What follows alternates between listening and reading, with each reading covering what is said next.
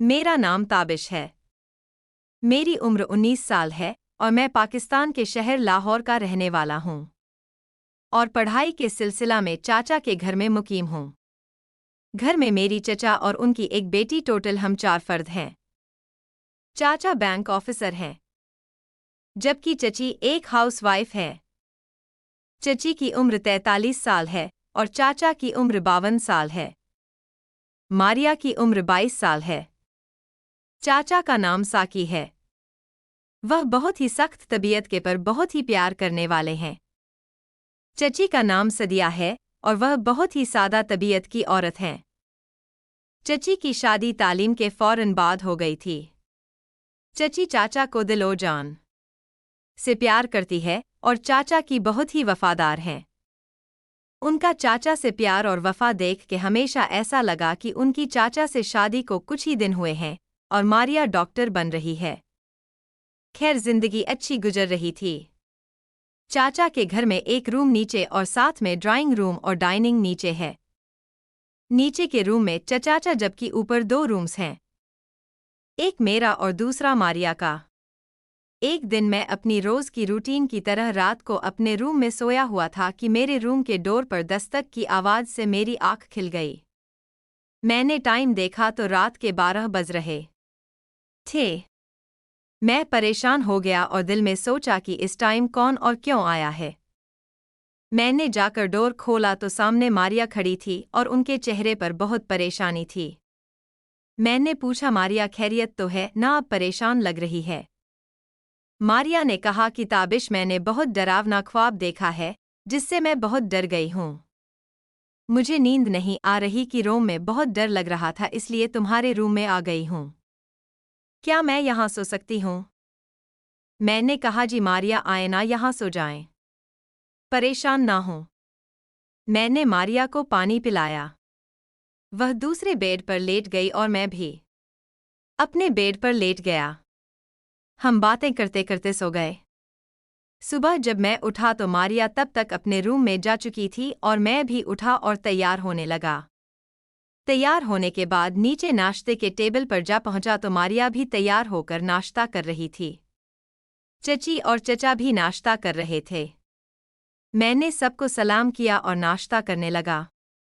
नाश्ते के दौरान ही मारिया ने चाचा को रात के बारे में बताया कि कैसे वह डर गई थी, जिस पर चंद दी और चचा ने सिर्फ स्माइल की। मारिया ने नाश्ता खत्म किया और मुझे भी कहा कि जल्दी करो, लेट हो जाएंगे। यहाँ मैं बता दूं कि मैं अपनी कार पर मारिया को उनके medical college pick and drop करता हूँ, जबकि चाचा की अपनी कार है जिस पर वह बैंक जाते हैं।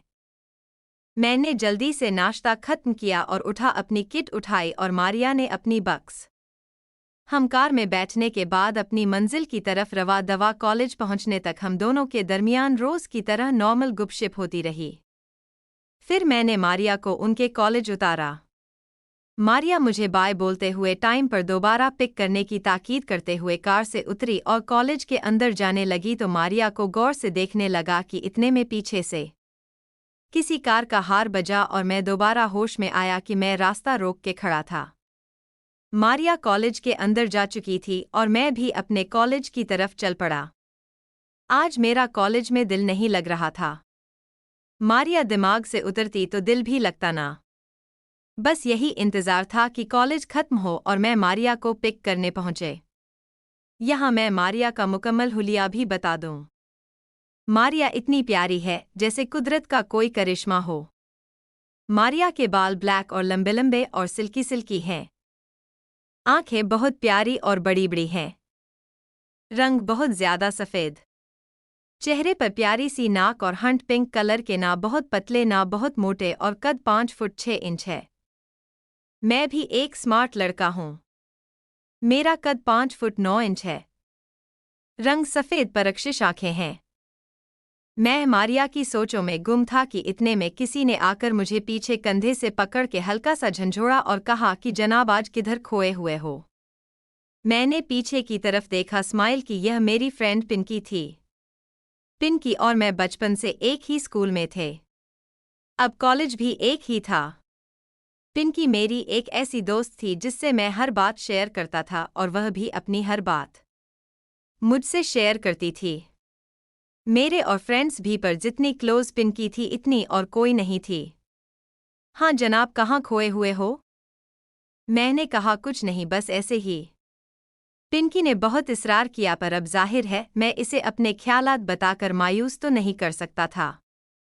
और वैसे भी जो मैं सोच रहा था वह तो मैं किसी भी हाल में इसे नहीं बता सकता था। और पिंकी शुरू हो गई यहाँ वहाँ की बातों में, और मैं भी इससे गुपशप में लगा रहा। फिर जो क्लासेस थे वह अटेंड किए, और वहाँ से फारग होने के बाद मैं मारिया को लेने निकल पड़ा। मारिया के कॉलेज के बाहर पहुँच गए। मारिया को सेल पर मैसेज किया कि बाहर आ जाए। मारिया मेरा ही वेट कर रही थी। वह कॉलेज के गेट से जूं ही सामने हुई। मैं तो इसे देखकर मदहोश हो गया, क्योंकि मारिया बहुत खूबसूरत लग रही थी। मारिया कार में आकर बैठ गई और मैं भी होश की दुनिया में वापस आ गया। आज मारिया बहुत गुस्से में थी। मेरे पूछने पर उन्होंने बताया कि आज उनकी एक फ्रेंड से फाइट हुई है और मारिया गुस्से की बहुत ज्यादा तेज थी। मैंने मारिया की हालत देखते हुए मारिया को एक दो जोक सुनाए, जिस पर उनका मूड अच्छा हो गया। मैं रास्ते में यह सोच रहा था कि ना जाने क्यों मैं मारिया को प्यार भरी निगाहों से देख रहा था। आज से पहले ना ही मेरी लाइफ में कोई लड़की आई, ना कभी दिमाग किसी की तरफ गया। यही कुछ सोचते सोचते घर आ गया और हम दोनों कार से उतरकर घर में दाखिल हो गए। चची को सलाम किया और अपने अपने रूम में फ्रेश होने के लिए जाने लगे। सीढ़ियां चढ़ते हुए मारिया मेरे आगे थी। मारिया के साथ ही सीढ़ियों का यह सफ़र खत्म हुआ और मारिया अपने रूम में और मैं अपने रूम में दाखिल हो गया। खैर, मैं कुछ देर के लिए सुकून करने बेड पर लेट गया और थोड़ी देर बाद खाने के लिए नीचे चला गया। नीचे मारिया पहले से टेबल पर बैठी खाना खा रही थी। मैंने अपना माइंड बनाने की कोशिश की कि अब मारिया की तरफ नहीं देखूंगा। मुझे अपने मकसद में कुछ कामयाबी भी नजर आई कि खाने के दौरान खाने के बाद भी मैंने मारिया को देखने की कोशिश नहीं की और मैं रूम में आ गया। मैं अपनी रूटीन के मुताबिक सोया और फिर उठकर फ्रेश होकर स्टडी करने बैठ गया। शाम को फ्रेंड्स के साथ घूमने के लिए बाहर चला गया। जब वापस आया तो खाने का टाइम हो चुका था। फ्रेश होकर खाने के लिए आया तो चाची और मारिया खाने की टेबल पर मेरा ही वेट कर रहे थे। चाचा ने मुझसे स्टडी के बारे में पूछा और मैंने बताया कि सब ठीक है। चाचा ने फिर मारिया से पूछा और मारिया ने भी अपनी स्टडी के मुतालिक बताया। मैंने खाना खाया और रूम में आ गया और लैपटॉप ऑन किया और एक मूवी देखने लगा कि अचानक रूम के डोर पर दस्तक हुई। मैंने लैपटॉप ऑफ किया और डोर खोला तो सामने मारिया खड़ी थी। मैंने पूछा, मारिया क्या बात है? तो मारिया ने कहा कि ताबिश, तुम हंसोगे तो नहीं ना? मैंने कहा, मारिया बात क्या है? मारिया ने कहा, पहले प्रॉमिस करो कि मेरे पर हंसोगे नहीं। मैंने कहा, ओके बाबा, नहीं हंसता, अब बताएं क्या बात है? मारिया ने कहा, ताबिश, मुझे आज भी अपने रूम में डर लग रहा है। मैंने कहा, बस इतनी सी बात थी, भला मैं क्यों हंसूंगा इस बात पे? आपको जब कभी भी डर लगता है तो अब मेरे रूम में आकर सोती है, कौन सा यह कोई नई बात है? तो मारिया ने कहा कि ताबिश, आज जब चचीचा को सुबह मैंने बताया था कि रात को मैं जब ख्वाब देख के डरी थी तो चची कैसे हंसना शुरू हो गई थी, इसलिए मैंने सोचा कि यह ना हो कि तुम भी मुझ पर हंसो। मैंने कहा, नहीं मारिया, ऐसी कोई बात नहीं, आपको जब कभी भी डर लगे तो आप आ जाया करो। मारिया ने मुस्कुरा के कहा, अच्छा जी, कैसा प्यार है तुम्हारा मेरे साथ? जितना प्यार जतला रहे हो इतना करते नहीं हो। मैंने हल्की सी नाराजगी का इजहार करते हुए मारिया से पूछा कि आपने ऐसा क्यों कहा? तो मारिया बोली, मैं पिछले 5 मिनट से तुम्हारे रूम के दरवाजे पर खड़ी हूं। तुमने अभी तक मुझे अंदर आने का बोला ही नहीं। मैं मारिया की इस बात पर शर्मिंदा हो गया। मुझे ख्याल ही नहीं रहा कि मैंने मारिया को अंदर आने का तो कहा ही नहीं। मैं साइड पर हुआ और थोड़ा सा आगे को झुक के एक हाथ से मारिया को अंदर आने का इशारा किया। मारिया बेसाख्ता मेरे इस अंदाज पर हंस पड़ी और अंदर आ गई। मारिया बेड पर आकर टेक लगा के लेट गई और मैंने रूम का डोर बंद कर दिया और मैं भी अपने बेड पर आकर बैठ गया। और मारिया से पूछा कि मारिया, अब इतनी गुस्से वाली हो कि जब कभी आपको गुस्से में देख लो तो अब से डर लगना शुरू हो जाता है? पर जब भी अब कोई डरावना ख्वाब देखती हो तो अब इतना डर जाती हो कि अब पहचानी नहीं जाती कि आप वही गुस्से वाली मारिया हो।